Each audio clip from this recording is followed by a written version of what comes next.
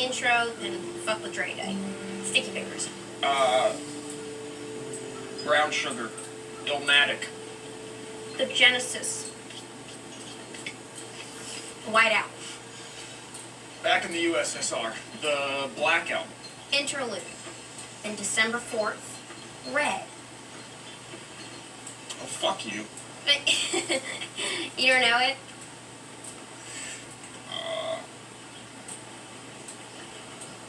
Taylor Swift's Red. Going once. Going twice. State of Grace.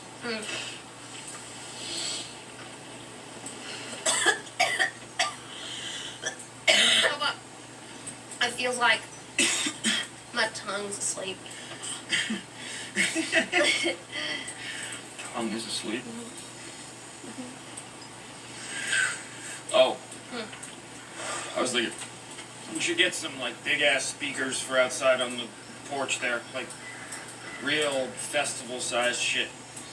In a guest house, so if there's anyone we don't want to deal with, we don't have to. And that driveway there, the circular kind, where you never even have to back up. Put the pool over there. What the fuck do we need a pool for? You always need a pool. Says who? It's a big house. If you got a big house, you gotta have a pool, right? Why do we need a fucking pool when we have a lake? You know what? You don't understand the first thing about being fucking rich. You don't have any idea either, do you? No. What's good, YouTube world? It's Coffee. Tapping back in with another one, y'all. And peep it, I wanted to have this video out to you guys a couple days ago, but ish has just been so hectic in the world of J Coffee Talk. You know what I mean? So much ish going on a daily grind. It is what it is. So do me that solid, guys, and hit them buttons. A simple like. As I always say, more importantly, join the discussion. That's what we do. That's what this is all about. Chopping it up, kicking it with y'all on the different topics.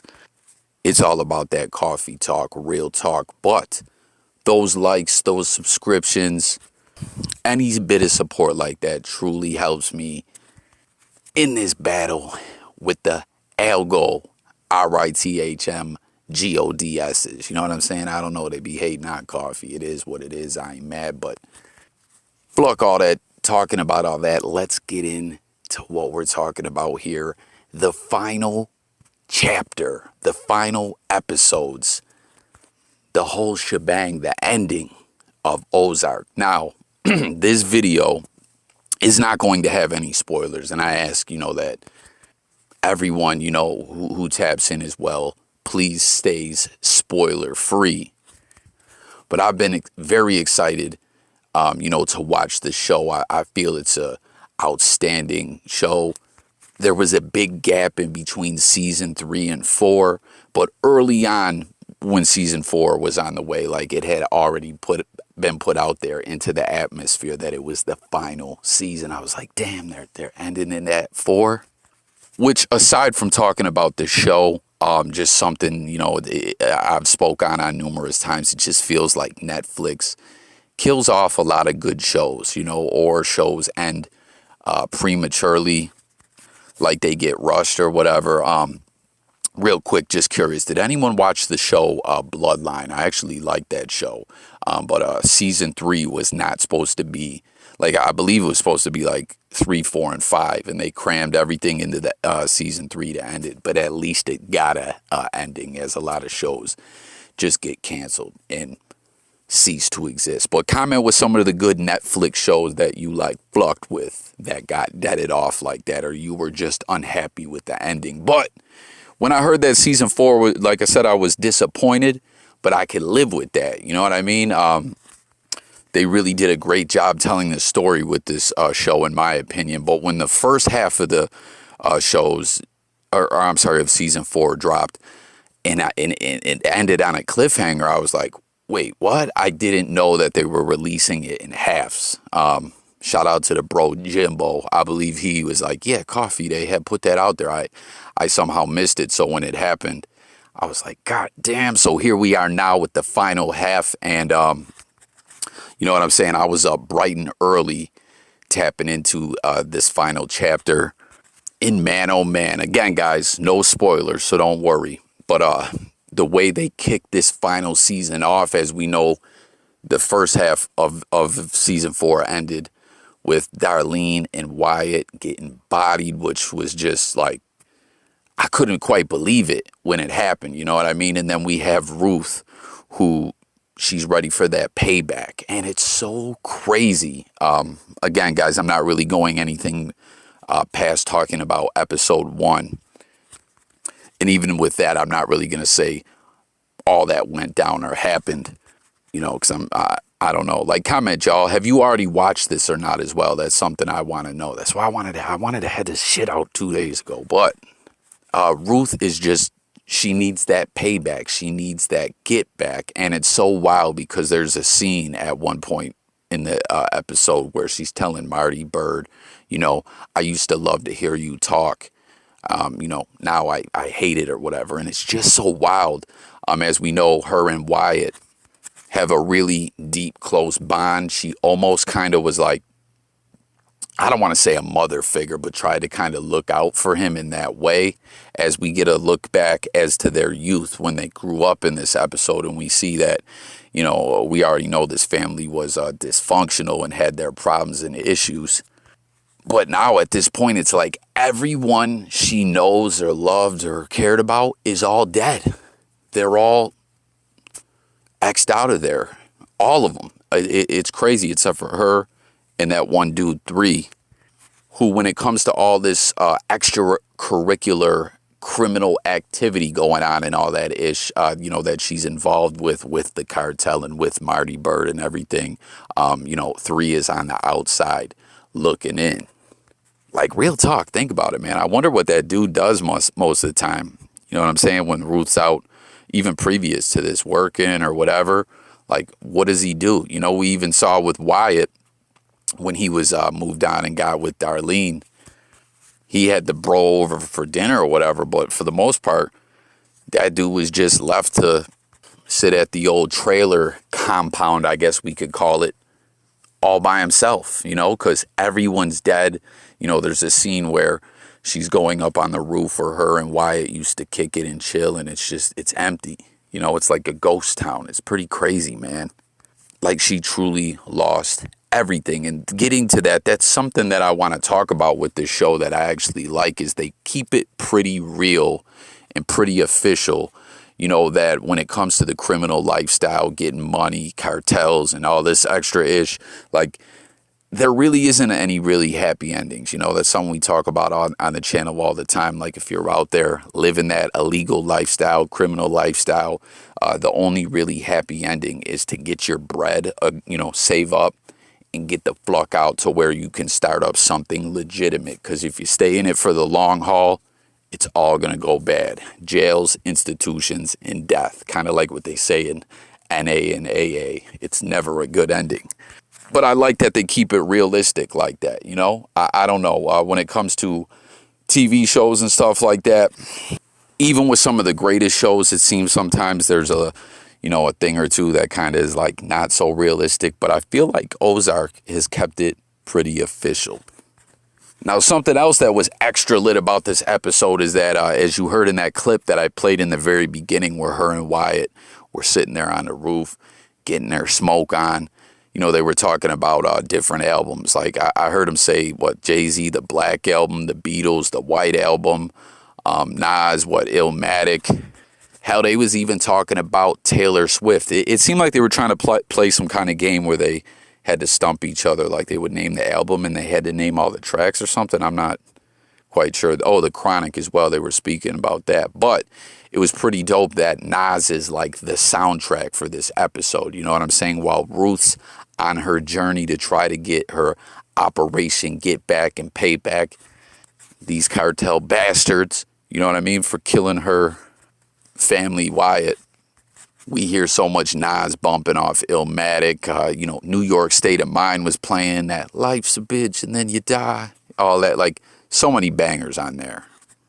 all the classics. I really love that. And there's an interesting scene as well that you'll see some of the footage playing from in this video where she bumps into Killer Mike in the diner. Sorry, I just wanted to say I really love your shit. I appreciate you. Thank you. Anyway. What you bumping? Oh, nothing. Just stuff from the past. It always feels to me like he hates it and misses it all at once. And he's only fucking 20. You know, when I listen to that record, his projects are in Queens and you can kind of see Manhattan. And I've always thought it was so hopeful and fucking cruel at the same time. You ever wonder if he'd trade that record if it meant not having to go through all that shit?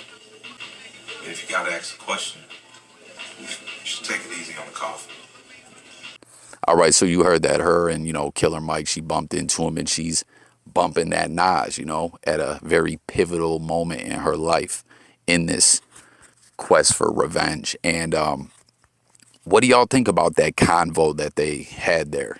Killer Mike's like, yeah, Nas, like they're both trying to envision what it was like Nas was going through when he was at that moment in life. And it's almost kind of like Killer Mike can sense something's going on with her and she's at a moment in her life where she's, pondering on her whole existence and everything she's ever done. And, she's at some kind of dilemma. It seems like he can really tell. And he said that about Nas being in the, Queensbridge projects and being able to see the luxurious skyline of Manhattan.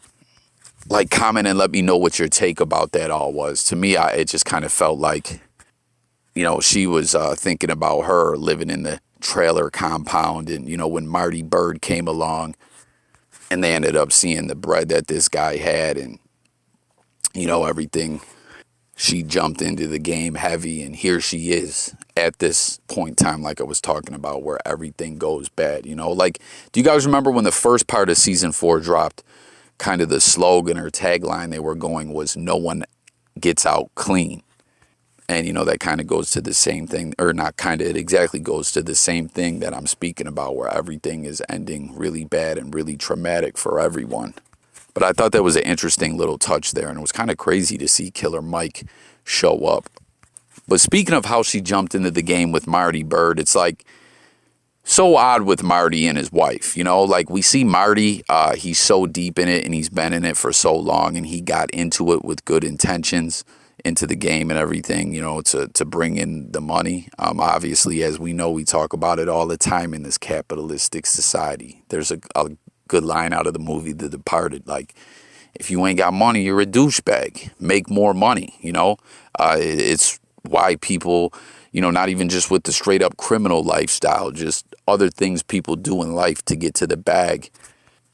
People make decisions they never would want to. But Marty, even being in this all so deep, he still tries to see things level and, not lose his soul too much, And he truly feels heartbroken over what Ruth is going for. But his wife, Wendy, yo, she is a cold-blooded, soulless, evil ass chick, man. Like, just as the show has gone on, it's just, I don't know, it's just so crazy. Like, Wendy Byrne is really like a James Bond villain, But I don't know, guys, I'm rambling on a bit. I'm just touching on some different stuff leading into this final season. I wanted to throw this video out there again, spoiler free, obviously, but everyone tap in, comment. Like I said, let's not ruin it for other people, but talk about your thoughts of the show as a whole, how excited you are for this last season, if you did indeed watch it already, if you came out happy, with the show.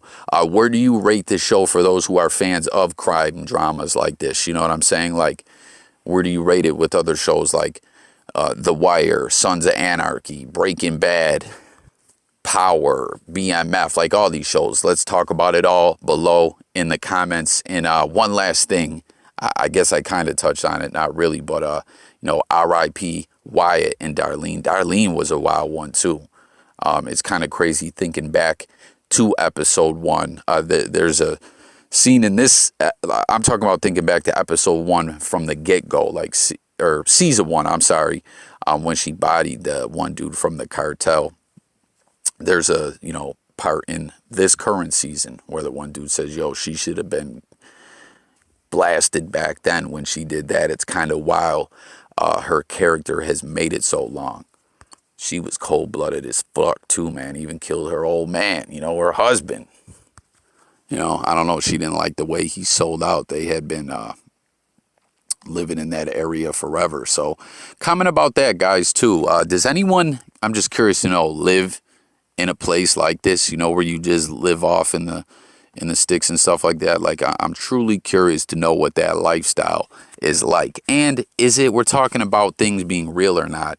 Is it realistic that they were growing the poppies in America? Like, I kind of thought that stuff, like our climate or whatever, the agricultural conditions were not good for that here. Just like how we know H and comes from a certain part of the world, and same thing with the yayo. I mean, obviously nowadays with technology and everything, I wonder if they could make greenhouses and try to simulate the conditions for the weather and soil and stuff like that and grow that stuff here. Who knows? Maybe they do. I don't know. But what I wanted to touch on with Darlene was, what did y'all think about her and Wyatt being together? That was a bit much. I guess that kind of played into the same thing, like I was saying about Ruth and him not really having family, how she tried to look out for him kind of in a motherly way. It is kind of weird with Darlene. It was like he never had a mom, but then he got with her like dad. Like, it's kind of a bit creepy at the same time. I don't know, It's like when you hear, what are those guys like Freud and all those different psychologists and stuff, like a lot of that ish they talk is like deep rooted into some kind of nasty ish. Like, if you guys, for those who used to watch The Sopranos, which is another crime drama, why didn't I mention that when I was mentioning all these other ones? You remember, everything Tony Soprano would talk to his psychologist about. She always was throwing it into some old off the wall ish like that, But let me cut it out, shut the fuck up, and end this video and open them comments. Thanks again for tuning in. Let's talk. Comment and let me know if you guys want to do more videos talking about Ozark. Maybe a live. Maybe when we know everyone's watched it, we could do a live and just talk about the show as a whole. I still got to get through it myself. But that's all I got, guys. I'm about here. Have a great day. Be safe. Sub to the channel. I'm gone.